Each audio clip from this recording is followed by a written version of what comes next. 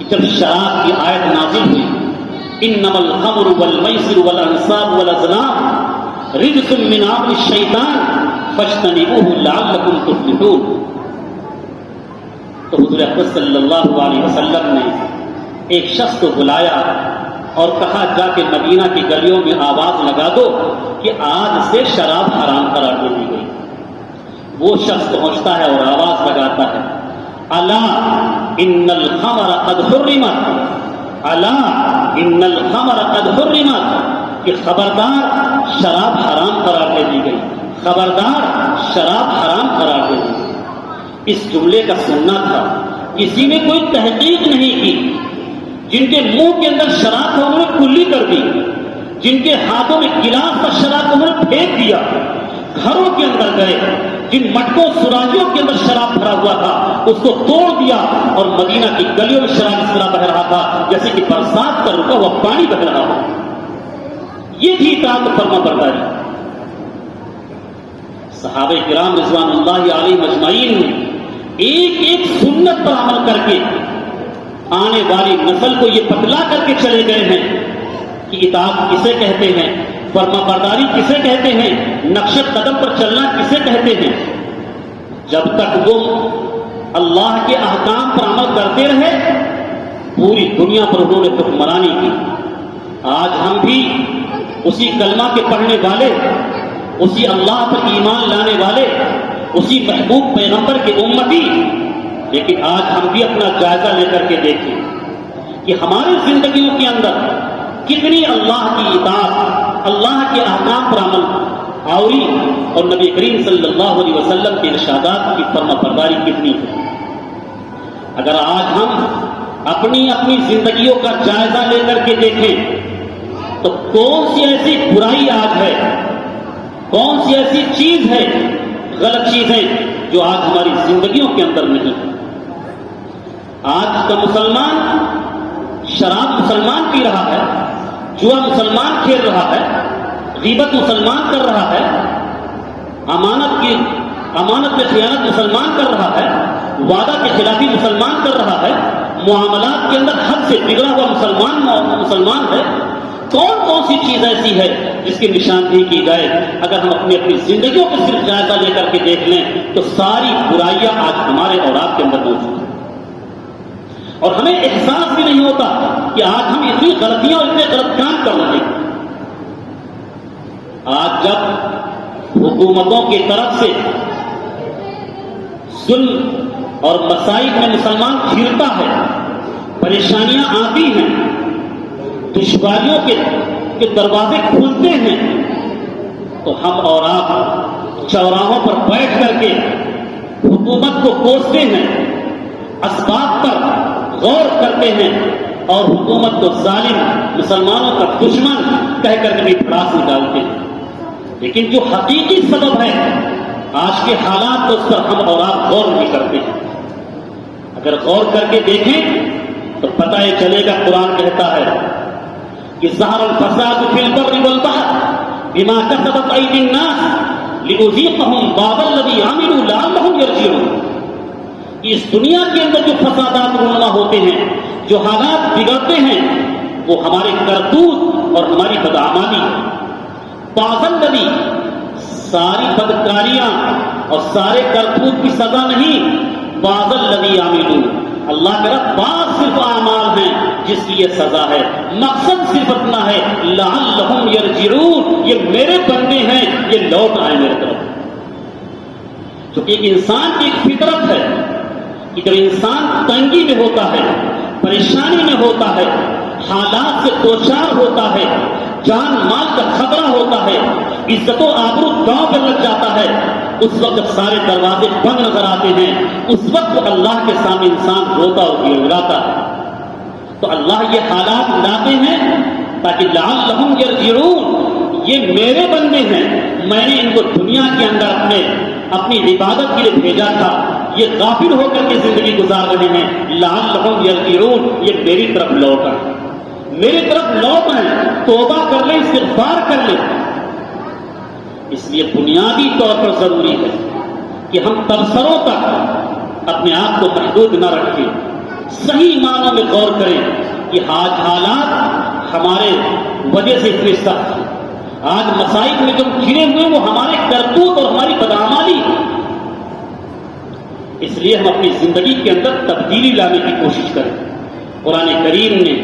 اس کا صرف ایک نسخہ بتایا ہے کہ اگر ہم چاہتے ہیں کہ دنیا کے اندر امن ہو، دنیا کے اندر چین اور سکون ہو، تو ہمیں اپنے اندر تبدیلی لانی پڑے گی. اگر ہم چاہتے ہیں کہ عزت کی زندگی گزاریں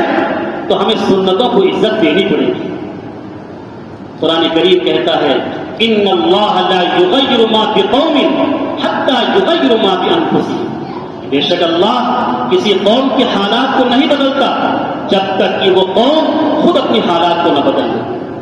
ہم عزم کریں، ہم اپنے عہد کریں کہ اگر ہم ابھی تک غفلت کی زندگی گزارے، نماز نہیں پڑھتے تو نماز پڑھنے کا اہتمام کریں. اگر ہم قرآن کریم کی تلاوت نہیں کرتے ہیں تو ہم اپنا زندگی کے اندر معمول بنائیں کہ روزانہ ہم قرآن کریم کی تلاوت کریں گے. ہم اپنی زندگیوں کا جائزہ لیں. اگر ہماری زندگیوں کے اندر امانت میں خیانت ہے، ظلم ہے، کھیتی باڑی کرتے ہیں دوسروں کی زمینوں کو کاٹ کر کے اپنی زمین میں ملا لیتے ہیں، پیسہ لیتے ہیں قرضے کے طور پر اس کو ادا نہیں کرتے ہیں، ان چیزوں پر غور کر کے اپنے اندر تبدیلی لے آئیں، اپنے حالات کو بدل لیں، اپنی اصلاح کر لیں. اللہ ہمارے حالات کو بدل دے گا، کیونکہ یہ سارے انسانوں کے قلوب اللہ ہی کے ہاتھوں میں ہے. اگر ہم نے اپنے آپ کو بدلا تو اللہ تبارک تعالیٰ جو آج ہمارے لیے ظالم ہیں ان کے دلوں کو بدل دے گا. وہ ہمارے لیے نرم ہو جائیں گے، وہ ہمارے لیے خیرخواہ ہو جائیں گے، امن و امان کا ماحول ہو جائے گا، ہم ایک عزت اور سکون کی زندگی گزاریں گے. اس لیے ہم اور آپ کوشش کریں اس بات کہ اپنے اندر زندگیوں میں تبدیلی لائیں، اپنی اصلاح کرنے کی کوشش کریں. ہم سب سے پہلا کام اس کے لیے ہے کہ ہم اور آپ کیا کریں. اگر حقوق الجائزہ لے زندگی کا، حقوق العباد کے تعلق سے اگر ہے ہمارے اندر کمی، تو اس کا ایک موقع ہے کہ جس بندے کو ہم نے تکلیف پہنچائی ہے، جس بندے کے ساتھ ہم نے ظلم کیا ہے، جس بندے کے ساتھ ہم نے خیانت کیا ہے، اس کا ہم معاملہ صاف کر لیں اور اس سے معافی لیں.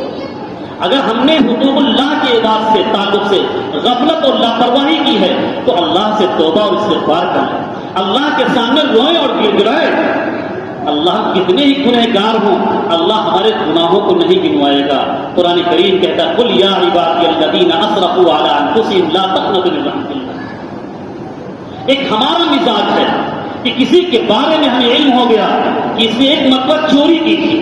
اس نے ایک مرتبہ زنا کیا تھا، ایک مرتبہ شراب پی لی تھی، ہم زندگی بھر گانٹھ باندھ کر کے رکھ لیتے ہیں اور اس کو ہم چور اور شرابی اور ہم زناکار ثانی کہتے رہتے ہیں. اللہ کہتے ہیں تم سچے دل سے میری جانب رجوع کر لو، ہم تمہارے گناہوں کو نہیں گنوائیں گے کہ تم چور ہو، شرابی ہو، ثانی ہو، بدکاری ہو، کیا اس سے کچھ لینا دینا نہیں. سیکنڈوں کے اندر تمہارے گناہوں کو اللہ معاف کر دے. لیکن مسئلہ یہ ہے آج ہم اور آپ باتیں سب جانتے ہیں، باتیں سننے اور جاننے کے بعد عمل کرنے کی کوشش بھی کرتے ہیں کہ بدلیں، لیکن ہم اور آپ اپنی زندگی کے اندر تبدیلی نہیں لا پاتے ہیں. اس کی کیا وجہ ہے؟ اس کی بنیادی وجہ یہ ہے کہ ہمارے اور آپ کے دلوں کے اندر اللہ کا خوف نہیں ہے، اللہ کی خشیت نہیں ہے، اللہ کے سامنے جوابدہی کا احساس نہیں ہے. جس وقت ہماری نظریں غلط دیکھ رہی ہوں، جس وقت ہم ہاتھ سے غلط کام کرنا چاہیں اور اس وقت ہمارے دماغ میں یہ بات بیٹھ جائے کہ اللہ کا سرکاری گواہ یہ زمین کوئی دنیا نہیں دیکھ رہی ہے، بند کمرے کے اندر ہم موجود ہیں، رات کا وقت ہے، تنہائی ہے، ہم جو چاہے کرنے کو سوچتے ہیں. لیکن اس وقت اگر ہم اپنی زندگی کے بارے میں سوچیں کہ کوئی نہیں دیکھ رہا ہے لیکن اللہ کا سرکاری گواہ زمین ہمیں دیکھ رہی ہے، یہ ہمارے خلاف سرکاری گواہی دے گی. قرآن کریم کہتا ہے یومئذ تحدث اخبارہا، زمین جس دن اپنی خبریں بیان کرے گی، زمین بتائے گی کہ تم نے ہماری پشت پر نمازیں پڑھی ہیں، قرآن کریم کی تلاوت کی ہے، ذکر و اذکار کیا ہے، یا شراب نوشی کی ہے، زنا کیا ہے، غیبت کیا ہے، چغل خوری کیا ہے، کیا کیا ہے. زمین قیامت کے دن ہمارے اور آپ کے خلاف گواہی دے گی. جب ہم گناہ کرنے پر آمادہ ہوتے ہیں، خواہشات اور نفس کے تقاضے ابھرتے ہیں، اس وقت ذہنوں سے نکل جاتا ہے کہ ہمارے سامنے اللہ کے کیمرے لگے ہوئے ہیں اور اس کے محافظ ہماری غلطیوں کو نوٹ کر رہے ہیں، اس سے ہم غافل ہوتے ہیں۔ قرآن کریم نے آگاہ کیا ہے، کرامن کاتبین یعلمون ما تفعلون، کرامن کاتبین جانتے ہیں ان تمام چیزوں کو جس کو تم کرتے ہو۔ اسی کی آگاہی کے لیے کہا گیا ہے کہ جب قیامت قائم ہوگی، وَإِذَا الصُّحُفُ نُشِرَتْ، کہ جب صحیفے بکھیر دیے جائیں گے، ہر شخص کے ہاتھ میں نامہ اعمال آئے گا، ہر شخص اپنے نامہ اعمال کو دیکھے گا تو چیخ پڑے گا کہ مالی حاضر کتاب لا یغادر صغیرۃ ولا کبیرۃ الا احصاها، اس کتاب کو ہو کیا گیا ہے، اس نے تو کوئی چھوٹی بڑی چیز چھوڑی ہی نہیں ہے، ساری چیزیں اس کتاب میں موجود ہیں۔ اس لیے ہم اور آپ جب اپنے ذہنوں میں یہ بات بٹھائیں گے کہ دنیا کا کوئی شخص ہمارے گناہوں کو نہیں دیکھ رہا ہے، ہم بند کمرے کے اندر موجود ہیں، اللہ کا خوف جب بٹھائیں گے تو ہماری آنکھ غلط چیز دیکھنا چاہے گی، لیکن یہ چیز ہمیں گناہوں سے باز رکھنے کی کوشش ہوگی۔ ہاتھ سے ہم غلط کرنا چاہیں گے، لیکن یہ احساس ہمارے ہاتھوں کو گناہوں سے روکے گا۔ آج وجہ یہ ہے کہ اس دنیا کے اندر اللہ نے ہمیں اور آپ کو بھیجا تھا اپنی عبادت کے لیے، لیکن ہم اس دنیا کے اندر آئے اور دنیاوی ماحول سے اتنا متاثر ہو گئے، اتنے ماحول میں رنگ بس گئے کہ اپنے مقصد تخلیقی کو بھول گئے کہ ہم آئے دنیا میں کس لیے تھے۔ آئے تو اس لیے تھے کہ ہم آخرت کی تیاری کریں،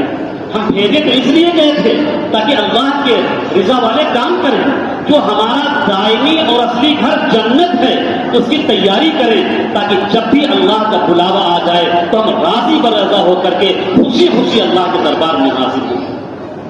لیکن ہم مقصد تخلیق سے بھول گئے کس لیے آئے ہیں۔ ایک واقعہ بتاؤں، امام غزالی رحمۃ اللہ علیہ اللہ کے بہت بڑے ولی نیک بزرگ ہیں، بڑے عالم گزرے ہیں۔ وہ ایک مرتبہ اپنے ایک دوست سے ملاقات کرنے گئے تو دیکھا کہ دوست گھر میں آواز کر رہا ہے کہ میرا اچھا گھوڑا کہاں ہے، میرا اچھا جوڑا کہاں ہے، میری اچھی ڈھال کہاں ہے، وہ مجھے دیا جائے۔ امام غزالی رحمۃ اللہ علیہ سنتے رہے، دروازے پر دستک کی، دروازہ کھلا، سلام کر کے داخل ہوئے اور کہا اے میرے دوست، آج کیا مسئلہ ہے کہ تم گھر والوں کو پریشان کیے ہوئے ہو کہ اچھا گھوڑا، اچھا گھوڑا، اچھی تلوار، اچھا لباس، اچھا جوتا، یہ سب کیا ماجرا ہے؟ تو اس نے کہا امام غزالی رحمۃ اللہ علیہ سے، ماجرا صرف اتنا ہے کہ آج ہمارے پاس خلیفہ وقت یعنی بادشاہ کی طرف سے بلاوا آیا ہے، تو میں چاہتا ہوں کہ جب بادشاہ کے دربار میں پہنچوں تو ایک شان و شوکت کے ساتھ پہنچوں، ایک روب اور حیثیت کے ساتھ پہنچوں، تاکہ ہمارا ایک وقار و ایک عزت ہو۔ امام غزالی رحمۃ اللہ علیہ اللہ کے بڑے ولی تھے، انہوں نے ٹھنڈی سانس لی اور کہا بڑی اچھی بات ہے تم تیاری کر رہے ہو، لیکن ذرا سوچو ایسے موقع پر ایک خلیفہ وقت کی دعوت نامے پر، بلاوے پر تم اتنی تیاری کر رہے ہو، لیکن ذرا سوچو جب بادشاہوں کا بادشاہ احکم الحاکمین کی طرف سے بلاوا آئے گا، جس کا پروگرام آگے پیچھے نہیں ہو سکتا ہے، بادشاہوں کا پروگرام تو آگے پیچھے ہو سکتا ہے، لیکن احکم الحاکمین کا جب بلاوا آئے گا تو ایک لمحہ نہیں موقع ملے گا۔ قرآن کریم کہتا ہے اذا جاء اجلهم لا يستأخرون ساعة ولا يستقدمون، کہ جب وقت مقررہ نہ پہنچے گا تو نہ ایک لمحہ آگے سرک سکتا ہے اور نہ ایک لمحہ پیچھے سرک سکتا ہے۔ اس کی تم نے